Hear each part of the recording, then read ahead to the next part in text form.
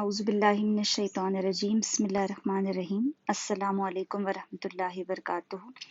प्यारे बच्चों, आज हम आपके ब्रिज कोर्स के 35वें दिन पर हैं। यहाँ हम मुरक्कब कसर को देखने जा रहे हैं। देखिए, यहाँ एक मिसाल है। सचिन और अनवर ने बाजार से आते वक्त पाव किलो सेब खरीदे हैं। पाव किलो में 3 यकसा सेब मिले। एक सेब को एक दूसरे को बराबर सेब कैसे तकसीम करेंगे? वो दोनों जो है 3 सेब एक दूसरे को बराबर कैसे तकसीम करेंगे? तो देखिए, सचिन ने एक तरीका बताया और अनवर ने एक तरीका बताया। सचिन ने क्या कहा कि एक एक सेब दोनों ले लेते हैं और जो तीसरा सेब बचता है उसको आधा आधा ले लेते हैं।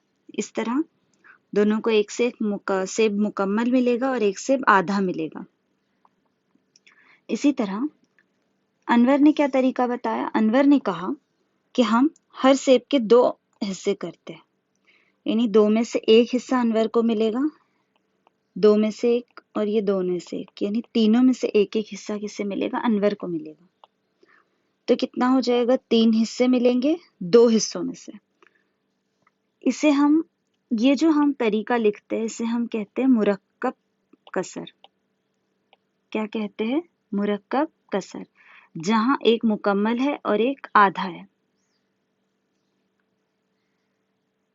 देखिए, मिसाल देखते हैं। सबसे पहले 2 के पूरे हैं, मुकम्मल है और एक आधा है।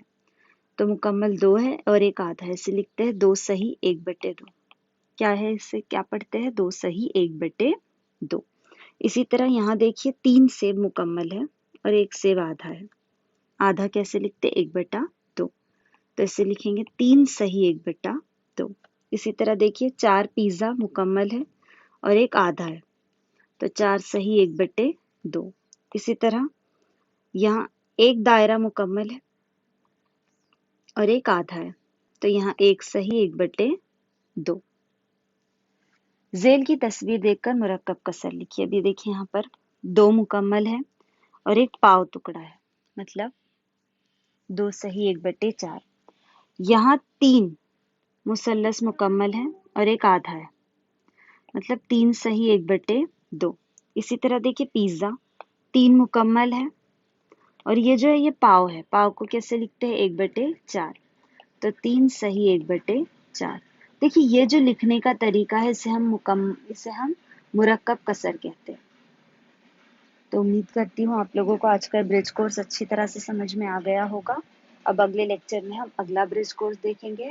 तब तक जाते जाते क्या करना है? चैनल को लाइक करना है, शेयर करना है, सब्सक्राइब करना है और नीचे दिए हुए बेल आइकन पर क्लिक करना है। जज़ाकल्लाह।